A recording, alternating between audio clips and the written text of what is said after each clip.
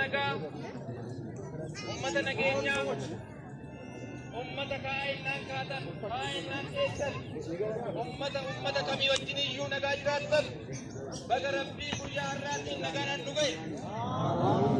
Isa lubbuunis nagaadhaan rabbiin ittiin nu haa ga'u.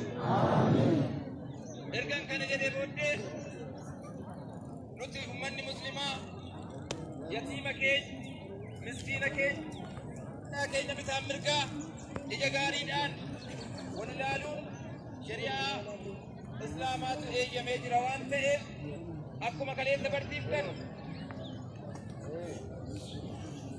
addas akka gaariitti akka dabarsitan maqaa rabbiitiin walii dabarsu.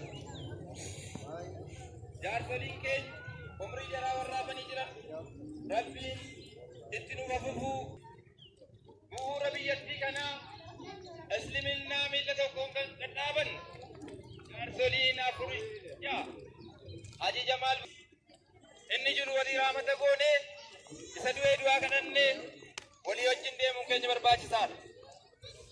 Ummanni muslimaa qaama kamiin ammas wal danda'uunis ga'ee qooda keenya waan ta'eef ajuuddaan kamiyyuu nurra dhaabbataa akkanaaf qaamni mootummaas walii wajjin wal taanee sagantaa itti baafachuudhaan haala nageenya keenyaa walii wajjin dubbachaa jiru akka barbaannaa.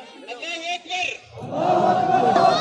Ittaan suudhaan Sheeyaayikoo maal fakkaata biyyi keenya kun nageenyi keenya akkamitti waliin deemuu dandeenya? Daqiiqaa lama duwwaa erga gooneen booddee duraaf boodaan iddoon hin hafiniidhaaf jarri nu keessatti amantaan keessanis keenyas kan hundaayyuu qixxeedha. Nu amantaa hin bulchinu uummata bulchaa irra waan jedhaniidhaaf kantiibaan daqiiqaa lama duwwaa bagattiin singee jedhanii bulchaan bulchiinsa godinaa immoo obbo Amaan